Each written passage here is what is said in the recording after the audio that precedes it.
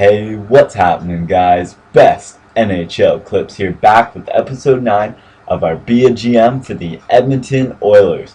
And basically, what we're going to be doing in this episode is just going through the trade deadline here and also finishing up the season, doing a season wrap-up, and getting ready for those playoffs.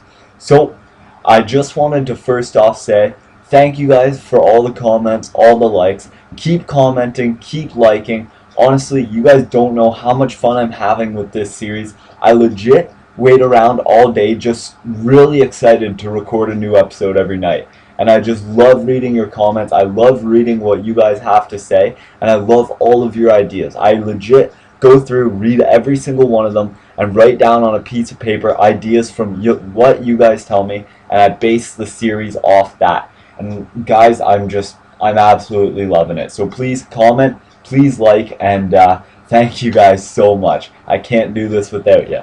But anyways, basically what I want to do here is I got a couple of things I want to show you and a couple of things I want to talk about. Now, the couple of things I want to show you and talk about is, first off, let's go to the trade block. Going into the trade deadline here, in order for people to send trades, I'm going to have my block set up. So we're looking for a backup goalie, looking for defensive forwards and forwards with a shot. And also in my willing to give up category, we have Taylor Hall on the trade block, Ben Bishop, and Andrew Ference. These are players I'm willing to negotiate. So here we go, boys. I have a couple of things I would like to talk about, but first, before we get into trade talk, I just want to show you guys something. And now, I know we are in the spot for the President's Trophy right now, but look at this. I was complaining about how we have a horrible penalty kill percentage, and I made some line changes, and we are still just brutal. Let's go to time shorthanded here. We are the third or fourth most disciplined team in the entire NHL. We take the fourth least penalties in the NHL, and our PK is that bad. I just don't know what to do, boys. And that's why Sheehan talk. I want to talk Sheehan because I really want to get this player, but if we're doing it, I know when I'm going to get him, and it's going to be at the draft. So let's get into some trade talk here, and then we'll go into the trade deadline. And first, I just want to show you guys a couple ideas for players here. So if we're going to be trading players, first off, let's talk about a trade for Taylor Hall. Alright, I was asking your guys' thoughts on Taylor Hall, and you threw a couple names at me, and then I came up with one that I really liked myself. If you look here, Calgary Flames are at 52 points, worst in the NHL. Where they'll end up in the draft, who knows, but that's why we're not going to be trading Hall until the draft. I'm not going to trade Hall till the draft, and I'm not going to trade Ference until the draft, and this is because I don't want to trade these players right now and have an upset where we do really bad in the playoffs. If we're a President's Trophy winning team, I want to go into the playoffs being that President's Trophy winning team and having the members of that team who got us there. If we have a shitty playoff run, then yes, at the draft, I'm willing to completely gutter it and, trade off Taylor Hall, Andrew Ference, and all that stuff. But I'm going to use the players that have gotten us to this point until the end of the season. But that doesn't mean I'm not willing to trade them. So this is what I was thinking. Look at this. They want Taylor Hall. And look at this. Alright. So I was searching up in the shooting forwards category. Where is he? Sven Barchisi pops up as one of the players with a 5-star shooting category. Look at that. He is a sniper of the future. And know how I said Calgary Flames were currently in last place in the NHL? Well, look at that. The first overall pick matches up with Taylor Hall perfect. I think because they want Taylor Hall, we would only have to add a little bit for that. And then you got Barchisi there. And another player they were looking for is, where is he? Sorry, not Andrew Ference, but look at this. Ference and Barchisi, that's pretty close, alright? Then you got Hall and the first overall. So that could be, think about it, if they came last, that could be McDavid for Hall and Barchisi for Ference. And that would cover our sniper and give us an amazing, amazing prospect and playmaker of the future in Connor McDavid there. And you know what? In order to add in, I would probably end up adding in, a prospect. We do have a really big prospect pool. We could add in someone like Wickstrand or who knows. But you know what? That's what I'm thinking as far as Hall. But there is one more trade, and everybody was saying road to Drouin for Taylor Hall. Everybody wants Drouin for Taylor Hall, but I'm going to give you this option. We can do the Barchese in the first overall pick, or we could come over here, and Drouin is only an 80 overall, but we could see where he gets to at the beginning of next season. Or, if you look right here, Kucherov. Now look at this. Kucherov, he's all around a great player, and he's already progressed to an 88 overall. We don't know how long Drouin's going to take, but Kucherov is already producing. So that is the other idea I had for Taylor Hall. We could do Holf and Ference for the first and Barchese, or we could trade Hall for Cucci or Hall for Drouin. Comment down below right now what you think we should do. None of this is going to happen until the draft, but comment down below right now what we should do. And now going on to the whole goalie situation. Bishop is doing great right now, but who knows how he's going to do next season. Now you guys were also saying trade Gagne and Bishop for a great goalie. And you know what? I'm not going to do that. I'm not going to trade Gagne. Want to know why? Because he's been almost a point per game player on the second line. Him and Yakupov go great together, so I don't want to ruin that. But you guys were saying trade for Leonard, he becomes a beast. So you know what? We could always do something like Ference and Bishop for Leonard, and we could add in a prospect there. There's another option, all right? And then Sheehan is always an option for next year if we're looking to boost that penalty kill. But that's basically all I wanted to talk about before we get into the trade deadline. Just looking at my notes here, nope, there's nothing else. So what I'm going to do is I'm going to go into the deadline here, and we'll see if anybody offers us anything. But if not, we're going to wait till the draft in order to make our trades. So here we go, boys. All right. Continue with our trade block. Enroth for both of our firsts. No, thank you. I will decline that. All right, boys. We're already getting trades. But here we go. Trade negotiations coming off 1-0 win there. But nope, no trades there. So what do we got here? Ryan Murray and a first to Carolina for Boychuk and Sean Thornton. What? What? I don't think that's worth it. Alright. Keep on going down here. Let's just go to players, picks, and trading. Curtis Lazar, a first for Andy Green and Marek Zidlicki. Wow. There's some weird trades. D'Agostini and a first for Ray Whitney. Whew. Alright. Anything else? Nope. That's our Dougie Hamilton trade. Alright, boys. Alright. Any offers? No, there isn't. Alright. Any more trades? First round pick to Nashville for Alex Tanguay, and another first round pick over to Columbus for Austin Watson. Or was that? No, that was for Bobrovsky. Sorry, my bad. For Bobrovsky. Oh, so that's actually a pretty big trade right there. Anything else?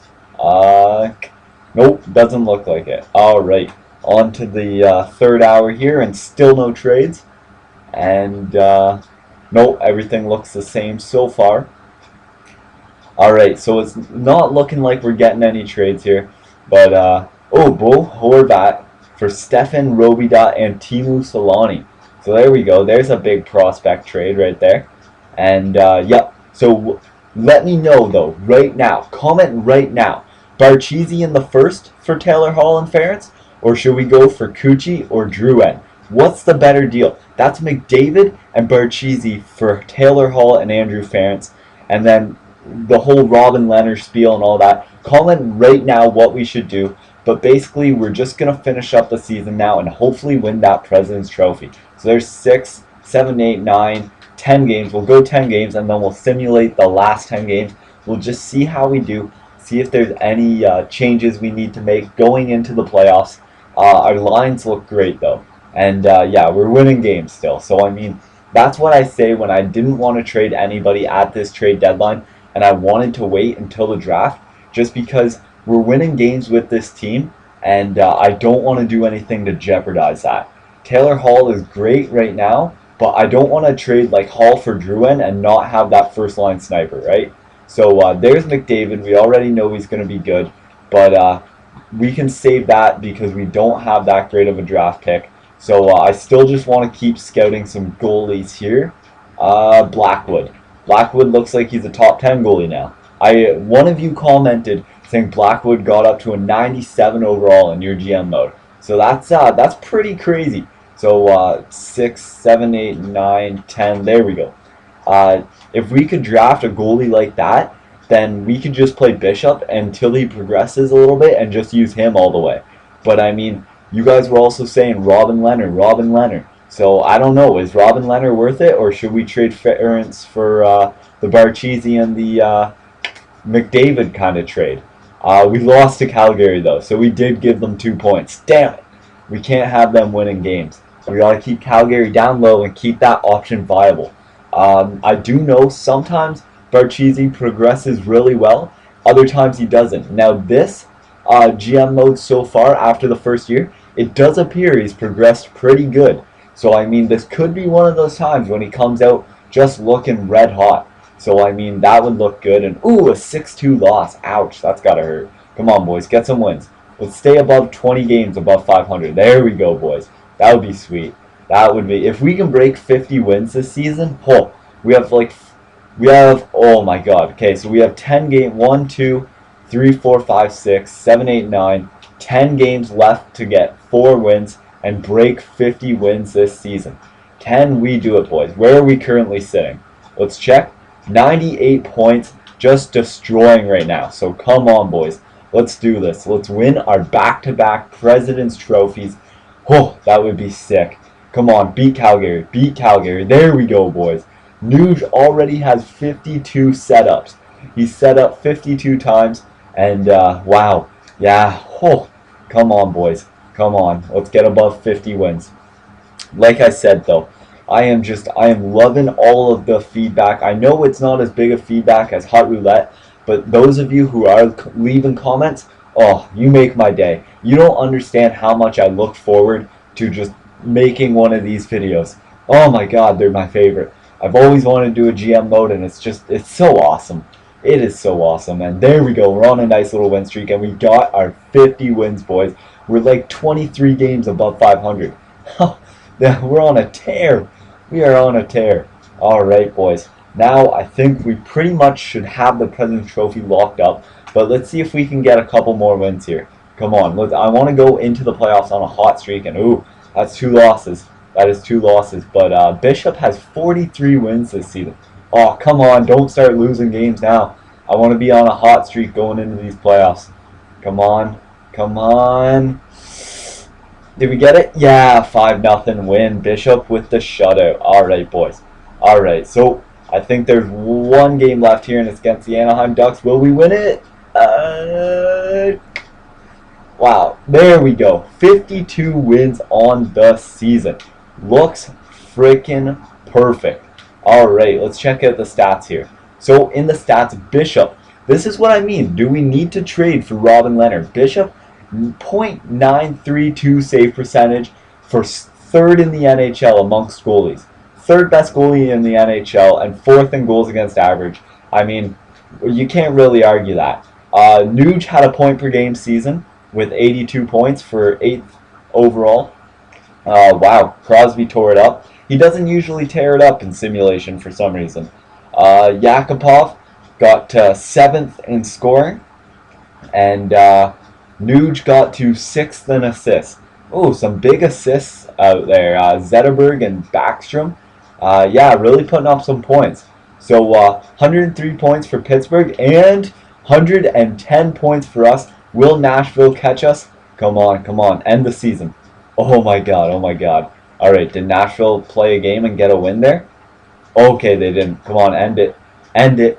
End it. There we go, boys. So, back in October, I told you I was expecting 38 wins, and I wouldn't have guessed you pulled off 52. This is amazing work, and you really raised the profile of the Edmonton Oilers this year. That is what I am talking about, boys. Back to friggin' back President's Trophies. And we're 1 point off upgrading our medical staff. Damn. Alright, you know what? I'm going to wait because we might be able to get some points in the playoffs there and upgrade the medical staff. But here we go. Time to do our season wrap-up. So, team standings. Here we go, boys. There we are. The Edmonton Oilers, first in the NHL again for back-to-back President's Trophies and 2.91 goals for per game. 2.23 goals against per game, second in both of those stats. Power play, first in the NHL. That is what I'm talking about. Time shorthanded, we ended up being 5th overall in time shorthanded, and our PK actually went up. It went up to 80%. Still a shitty PK, but you know what? It's better than it was before, so you can't really argue there. Alright, now time to see who stood out for our team. I mean, everybody was looking pretty good, so hopefully, just hopefully, we have some players playing their roles just the way I wanted. Out of the first line, I expect 70 points, and Nuge put up 82, so that's awesome. Eberle put up 77, that's amazing. I love it, but Hall only put up 50. So you know what? If we don't have a good playoff run here, I'm willing to trade this guy. And now, Gagne and Yakupov. I expect 70 points out of a first liner. You know what I expected out of a second liner? 50 points. 68 points each. Hell no. Thank God I didn't trade away Yakupov, and thank God there's no way in hell I'm trading away Gagne. Not if these two play this well. Schultz put up 39 points, and so did Johnson. So, I mean, holy cow, boys. Our first line defensive pairing tore it up. Tarasenko, Kuznetsov. I'm trying to pronounce these right, sorry. And where is he? Where's our third line centerman? Gordon, alright, he didn't put up the points I wanted, but you know what? Kuznetsov and Tarasenko put up 35, and I only expect 30 out of a third liner, so that is perfect third liners, and oh yeah, even our fourth lineup put up almost about 20 points there. So that is beautiful, boys. Absolutely beautiful. So goaltending, oh yeah. DiPietro started playing his game, and Bishop played like a beast. How many shutouts? 7 shutouts this season. Damn, what a stud. What a friggin' stud. Alright, boys. And, you know what? I'll just show you all the defensive stats here. So, we had Schultz and Johnson with 39. Petrie had 32. Hamilton had 24 in his 59 games with us at a plus 11. What a sweet trade it was for Hamilton. So, there we go, boys. Let me just remember to turn, I'll turn on injuries here. But first off, let's look at the playoff tree. We got Edmonton versus Winnipeg, Phoenix versus Anaheim, Nashville versus St. Louis, Minnesota versus Chicago, Tampa Bay versus Buffalo, Detroit versus Montreal, Pittsburgh versus Ottawa, and Carolina versus Philadelphia. So, I mean, it looks pretty good. I'll show everybody's team in the next simulation there. Alright, sorry, I thought my PVR just froze there, but I'll show everybody's, I will show Winnipeg's team in the first round of the playoffs in the next episode here. But if we go to rules real quick, go down to injuries, make sure they are turned on, and there we go, boys. It is time for the first round again. And you know what? Who did we play in the first round of the playoffs last year? Was it Winnipeg? If it was, we might just have a friggin' rivalry going on here. 1 second, let me just check this real quick. It was, boys, it was Winnipeg. I knew it. God damn it, there's a rivalry. We gotta get them this time. A big-ass rivalry between us and Winnipeg. Will the 4th overall seed beat out the 1st overall seed and the President's winning team again? Will it happen? Who knows? But until next time, I hope you guys enjoyed, and have a great day, you sexy studs.